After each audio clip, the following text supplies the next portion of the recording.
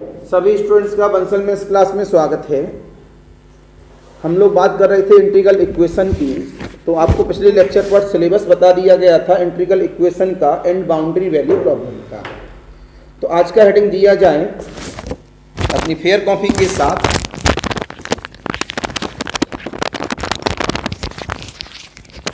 Integral value problem. क्या काम है घर पे? कुछ किया ही नहीं, नहाए भी नहीं, खाना भी नहीं बनाया। खाने की जरूरत ही क्या है भाई? तो क्या लिखा आपने? सबसे पहला नाम इनिशियल वैल्यू प्रॉब्लम। माना हर बच्चे को पता है कि what is the meaning of the initial value problem. तो सीधा सीधा सा मतलब है जिसके अंदर इनिशियल कंडीशन दे दी जाती है उसे क्या कहते हैं? इनिशियल वैल्यू प्रॉब्लम कहते हैं। और जिसमें बाउंड्री कंडीशन दे दी जाती है उसे हम लोग बाउंड्री वैल्यू प्रॉब्लम कहते हैं। तो हमने क्या बोला? Differential equation. देखो फिर डिफरेंशियल इक्वेशन आ गया, पीछे नहीं छोड़ने वाला। Together with initial conditions. तो हमारे पास जो डिफरेंशियल इक्वेशन है किसके साथ में है? विद इन कर दूं, विद इन इनिशियल कंडीशन। तो किसके साथ में है वो? इनिशियल कंडीशंस के साथ में है। इस तरह की प्रॉब्लम को हम लोग क्या बोलते हैं? Is called the IVP। एक एग्जाम्पल दे दें आप लोगों को इस जगह पर। आपने बोला एक एग्जाम्पल में d2y/dx2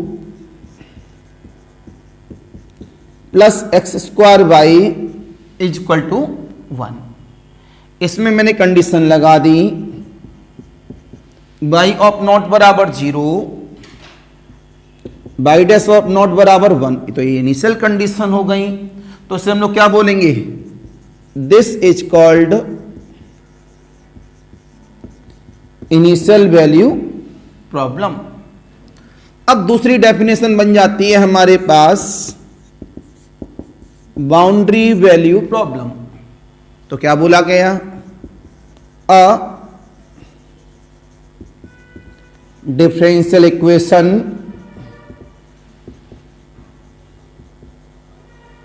together with in boundary conditions is called the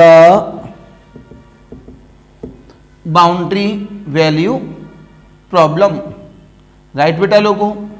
तो इनिशियल प्रॉब्लम क्या है, बाउंड्री प्रॉब्लम क्या है, सामने आ गई हम लोग सेंस पर। तो इसके एग्जाम्पल के साथ गए। अब बाउंड्री के साथ चल रहे हैं हम लोग। यहां पर देखो आपने देखा यहां y ऑफ 0 है, यहां y डैश ऑफ 0 है। ये बाउंड्री है, मान लिया कोई इंटरवल के नेचर में था 1 से 2, तो 1 पे भी हम कंडीशन देंगे और 2 पे भी कंडीशन देंगे। ये अंतर होता है दोनों में।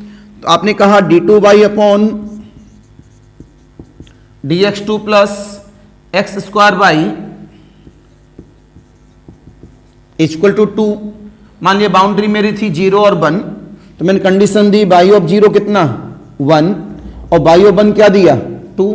तो this is the boundary value problem और this is the initial value problem.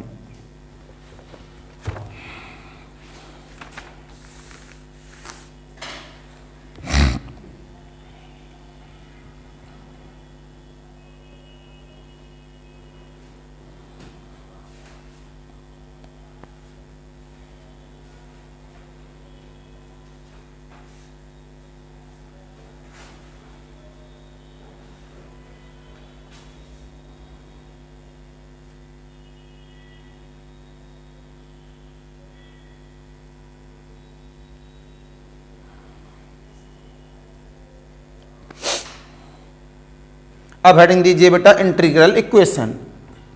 हटा रहा हूं सामने से।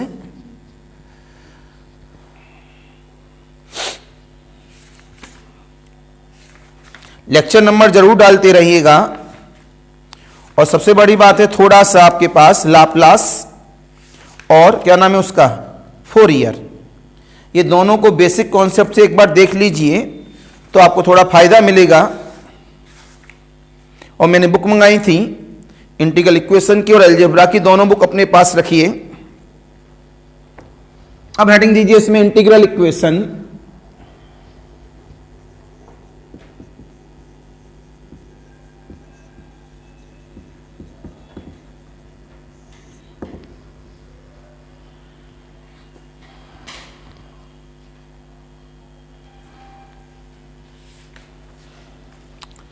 मेरे मेरे मेरे माँ ने मेरे दाता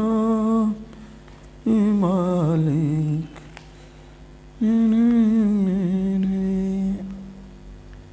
तो क्या लिखा आप सभी ने, इंटीग्रल इक्वेशन। लिखिए डैश करके, an integral equation, an integral equation is an equation in which, मेरी तरफ देखो पहले, an unknown KNO WN function to be determined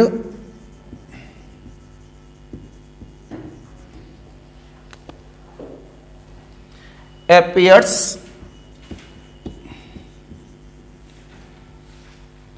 under the one or more integral sign, under the one or more integral sign. मैंने आपसे साफ कहा कि मेरे पास कोई डिफरेंस, कोई इंटीग्रल इक्वेशन है, वो क्या है, कोई इक्वेशन है जिसमें हमारे पास में क्या है, अननोन फंक्शंस को हम क्या करते हैं, डिटरमाइंड अंडर द वन और मोर इंटीग्रल साइन के साथ, मतलब दैट इज, सामने देखो ध्यान से, फाई ऑफ एक्स बराबर F of x plus integration of A से B k of x comma T phi of T D T. दूसरे शब्दों में इसको हटा दें यहां से, तो क्या लिख रहे हैं यहां से, लेमडा टाइम्स ऑफ ए से बी, के का मतलब कर्नल होता है, phi of T D T. इस तरह की इक्वेशंस को हम लोग क्या कहते हैं, integral equation. These equations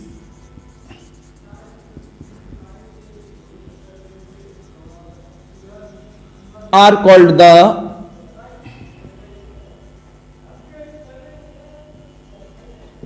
integral equation. Any confusion, any doubt? तो यहां मैंने आपको बता दिया कि what is the meaning of the integral equation. इसमें सबसे बड़ी बात आती है, यहाँ के का मतलब क्या है, कर्नल। के का मतलब क्या है मेरे पास में, कर्नल।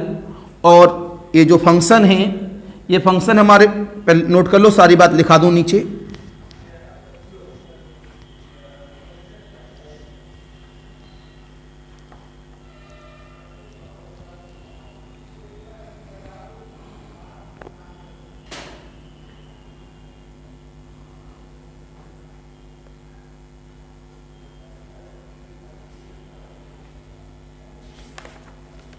बुक लाई हो बच्चा?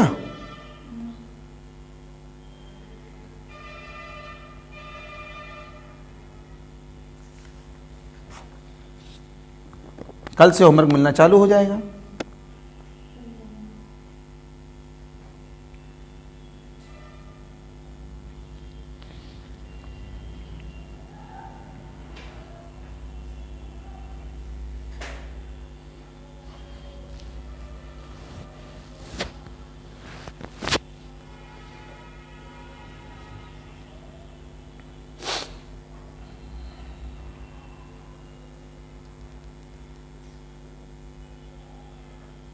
लिख लिया, लिखिएगा नई लाइन से, वेयर लैम्डा इज द, नई लाइन से,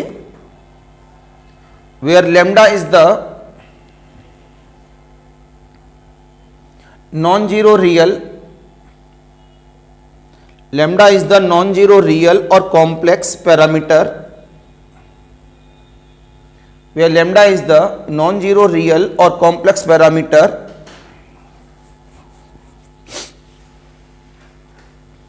नई लाइन से, k of x comma t is the kernel of integral equation,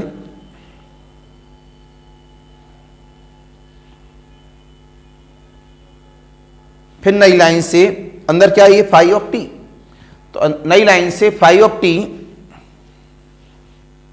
is the unknown function, UNKNOWN unknown function. एक बात और बता दें, यहां रिमार्क लगा के लिखेंगे,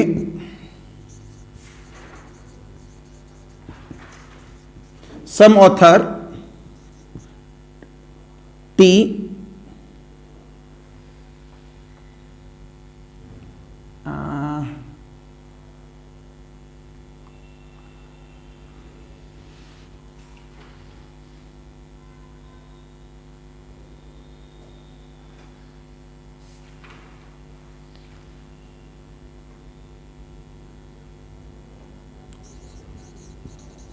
symbol of t generate by zeta. कुछ ऑथर टी के सिंबल को किससे जनरेट करते हैं, जीटा के द्वारा। आपकी बुक में अगर जीटा से हो, जिनके पास साइज शांति स्वरूप होगी, उसमें जीटा या टी से है, पुंडीर और पुंडीर दोनों अलग हैं। पुंडीर में साइज जीटा से है तो शांति स्वरूप में टी से है, शांति स्वरूप में अगर टी से है तो पुंडीर में जीटा से है। तो इस बात को जरूर लिख दो एक जगह पर, जैसे आपको पता रहे कि सिंबल की वजह से आप कभी परेशान न हो जाएं। अब हेडिंग दे दो नया, इंटीग्रल डिफरेंशियल इक्वेशन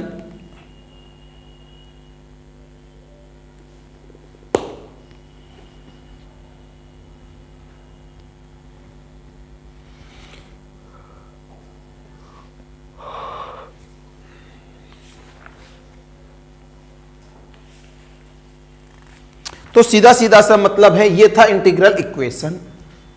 तो इंटीग्रल इक्वेशन में बताया कि हम लोग इसमें क्या करते हैं कि डिटरमाइन करते हैं किसके लिए, अननोन फंक्शन के लिए appear to under the one और more integral sign.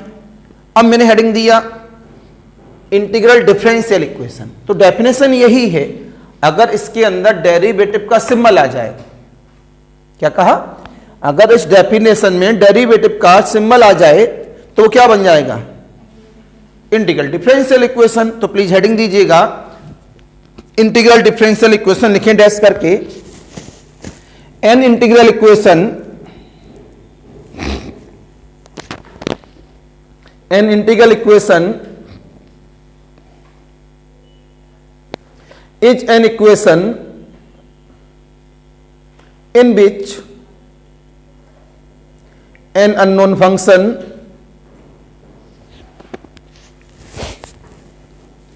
to be determined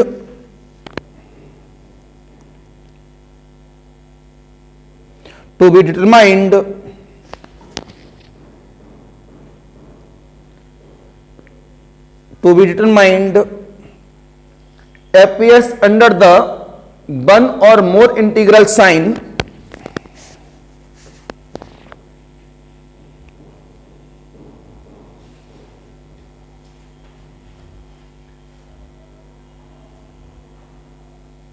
right.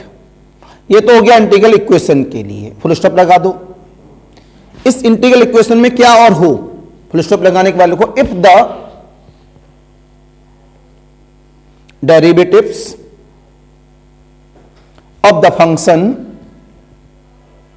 If the derivatives of the function are involve,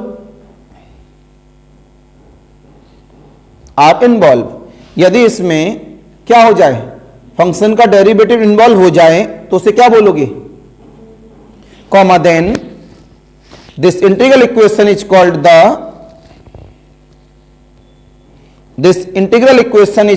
the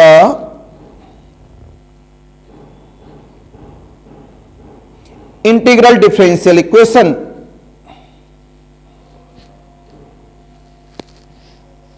इसका दूसरा नाम ब्रैकेट में लो, इंटीग्रो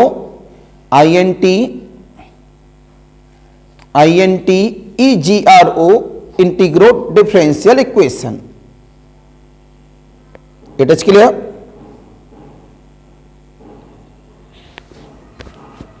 कर्नल क्या होता है, इसे कर्नल कहते हैं जिसके पास दो वेरिएबल होते हैं, एक x और t या x और जीटा। हेडिंग दीजिए कर्नल नई डेफिनेशन में, लिखें द फंक्शन, क्या लिखा कर्नल में, the function k of x comma T और k of x comma zeta is called the kernel of integral equation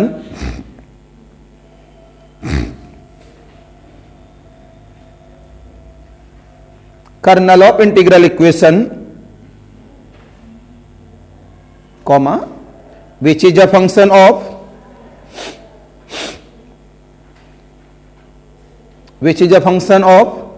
two variables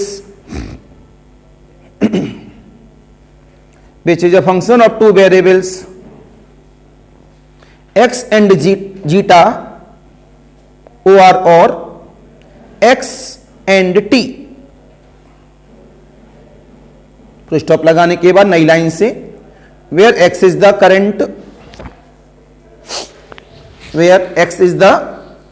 current variable and ये सब काम आएगा, हाईलाइट कर लेना इन सब चीजों को। And zeta is the auxiliary variable, and zeta is the auxiliary AUXILIARY auxiliary variables. It is clear. अब दो नाम आने वाले हैं यहां पर, एक वोल्टेरा और एक फ्रेडोम। दोनों में अंतर क्या है, वोल्टेरा में जो इंटीग्रल लिमिट है वो वेरिएबल होनी चाहिए और फ्रेडोम में कांस्टेंट होनी चाहिए। कैसी होनी चाहिए, कांस्टेंट। बस इसी से पता लगेगा कि वोल्टेरा है या फ्रेडोम है। तो हेडिंग दिया जाए classification of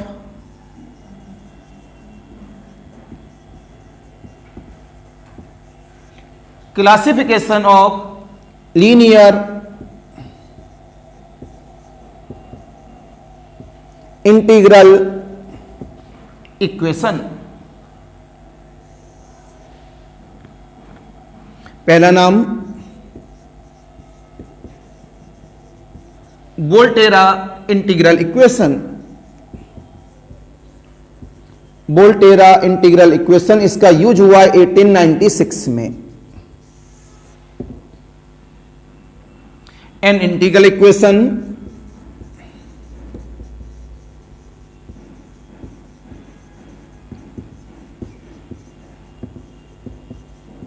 is said to be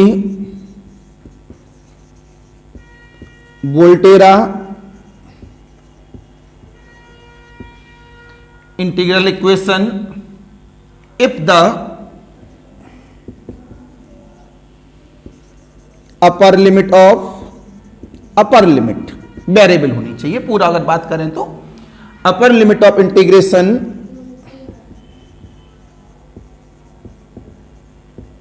as variable, इसी से पहचानेंगे वोल्टेरा वगैरह। मैं तब देखना दैट इज नीचे डिफाइन कर रहे हैं आपके सामने, alpha of x into phi of x बराबर F of x plus lambda. Upper limit की बात हो रही है वेरिएबल की, ए से एक्स। कर्नल जीटा इस्तेमाल करूं टी इस्तेमाल करूं, t, kernel x comma T phi of T D t. तो this is the equation of Volterra integral equation. Any confusion, any doubt? अब आता है type of Volterra integral equation. पहला type आता है वोल्टेरा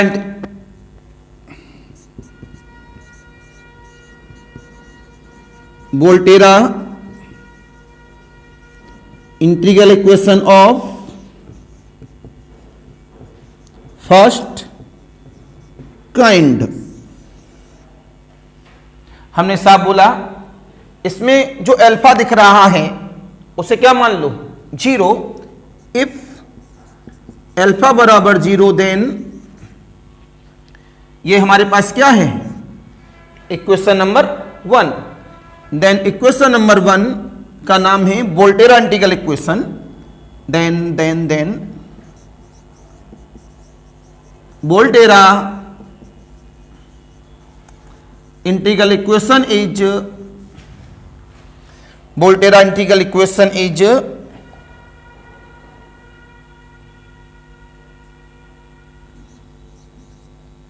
वोल्टेरा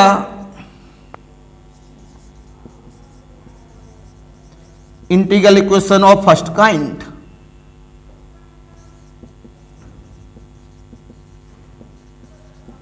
तो जवाब मिला यहां से फुल स्टॉप लगाने के बाद बाय फर्स्ट। जब अल्फा की वैल्यू 0 हो गई तो हमारी लेफ्ट हैंड साइड क्या हो जाएगी? 0। तो हमारे पास क्या आएगा? एफ ऑफ एक्स बराबर माइनस का लेमडा ए से X kernel of x comma T phi of T D T. भाई लेमडा एक कांस्टेंट है। लेमडा क्या है? कांस्टेंट है। तो माइनस लेमडा को हम लोग क्या ले सकते हैं? कोई एक नया नाम दे सकते हैं। तो माइनस अच्छा नहीं लगता लिखने में, क्या लिखेंगे? लेमडा 1। तुरंत बोलेंगे this is called the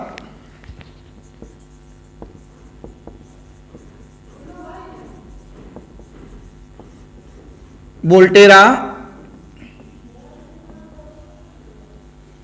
integral equation of first kind. Any confusion, any doubt?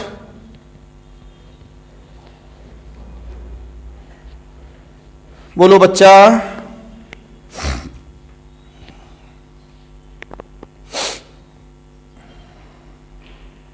अब हेडिंग दो जल्दी से, हटा रहा हूं, क्लिक मार लो।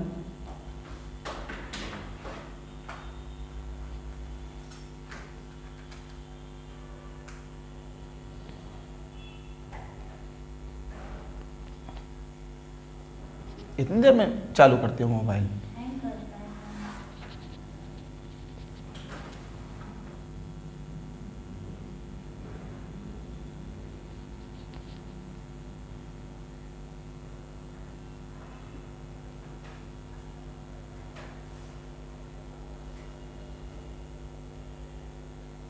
हटा दूं?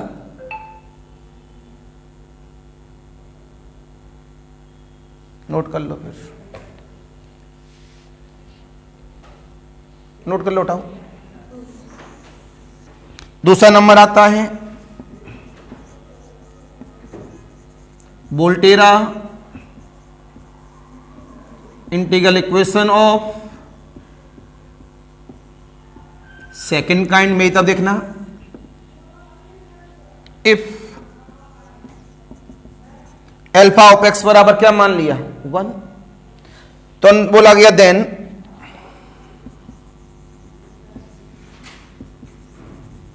Volterra integral equation is called the second kind by a first phi of x बराबर F of x plus lambda a to x kernel of x comma T phi of T D t. This is called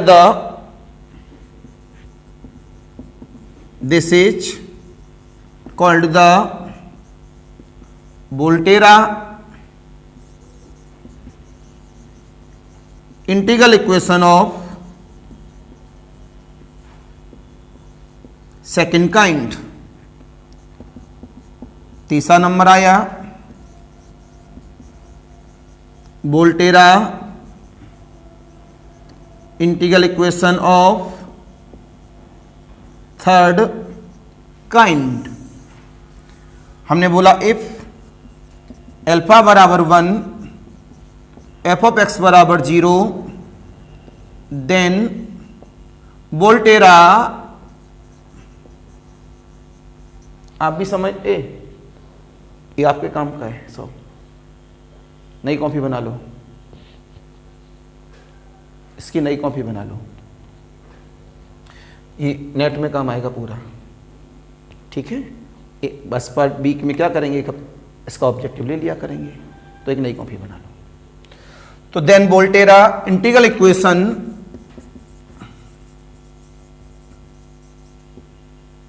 is called third kind by a first phi of x बराबर lambda times of a to x kernel of x comma T phi of T D t. Any confusion, any doubt? इसका दूसरा नाम होता है homogeneous Volterra integral equation of second kind. इसका दूसरा नाम क्या होता है? Homogeneous Volterra integral equation of second kind. क्या? This is also called the homogeneous Volterra integral equation of second kind. It is clear? Any confusion, any doubt? बोलो बच्चा, जल्दी से नोट करो, फिर आगे की बात करें.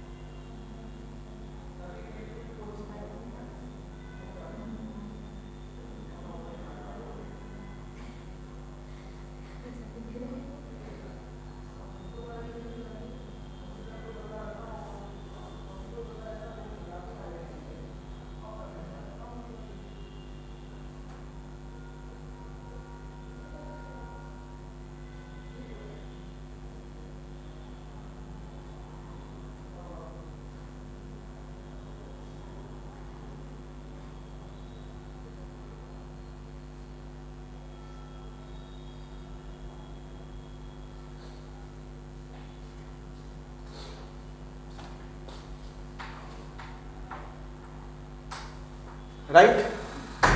तो लास्ट लाइन क्या लिखी, this is also called the homogeneous Volterra integral equation of second. तो आपने ये जान लिया कि हमारे पास वोल्टेरा का मीनिंग क्या है इस जगह पर। अब हेडिंग दिया जाए नई लाइन से फ्रेडहोम इंटीग्रल इक्वेशन।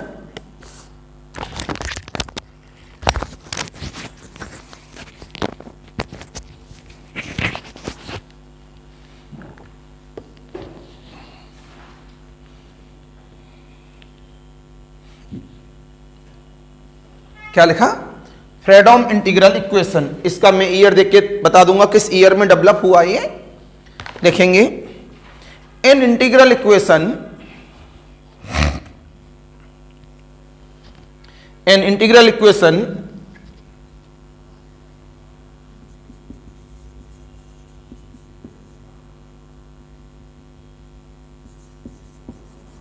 आपको पता एल साइलेंट रहता है इसमें।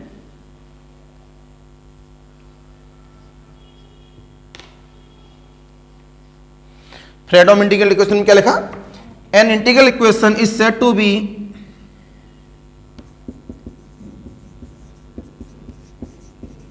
Fredholm integral equation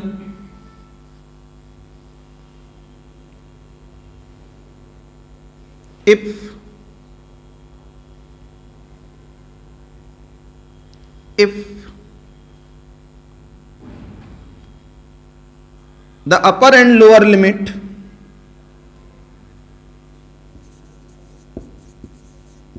upper and lower limit of integration is fixed,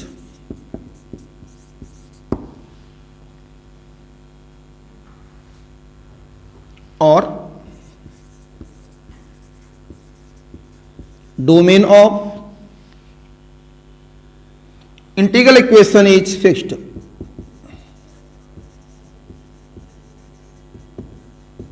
भाई जब डोमेन फिक्स्ड है तभी तो लिमिट फिक्स्ड है हमारी। सामने देखना बेटा कितना चेंज होगा, केवल यहां ए से बी हो जाएगा। तो लिमिट कैसी होगी हमारे पास में, कांस्टेंट लिमिट। अब नाम आता है टाइप ऑफ फ्रेडहोम। तो यहां फ्रेडहोम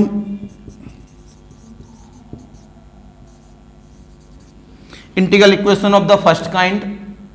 तो मेरी तरफ देखो यहां भी अल्फा बराबर क्या रखेंगे 0, then Fredholm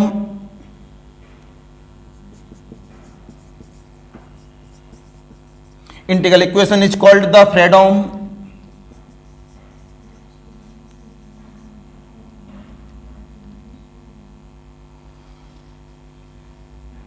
Fredholm OLM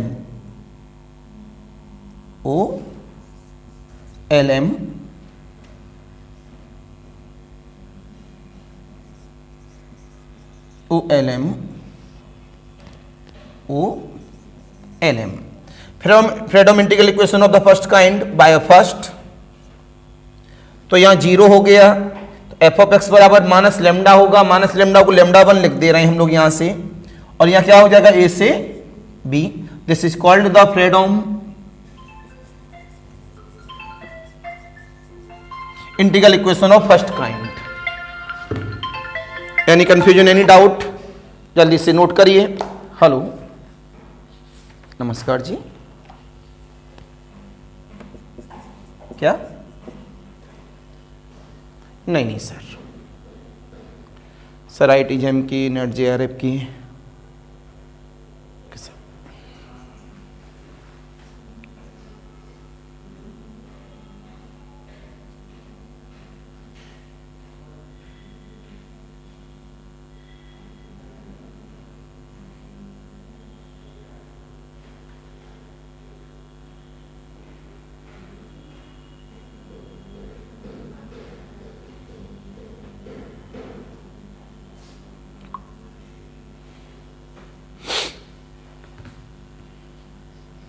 any confusion, any doubt?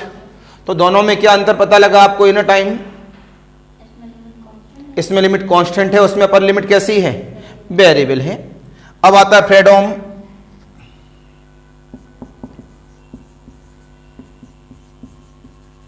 Integral equation of second kind, alpha बराबर 1, then Freedom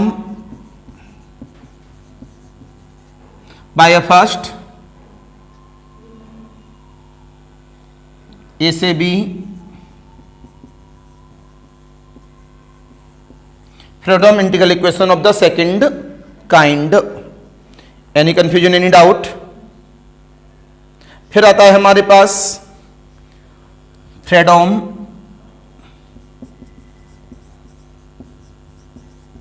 integral equation of third kind, no change. Freedom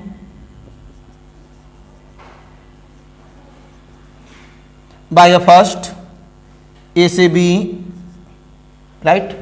It is also called the homogeneous Freedom integral equation of second kind. ये line जरूर लिख दीजिएगा जो अभी अभी बोला हूं मैं.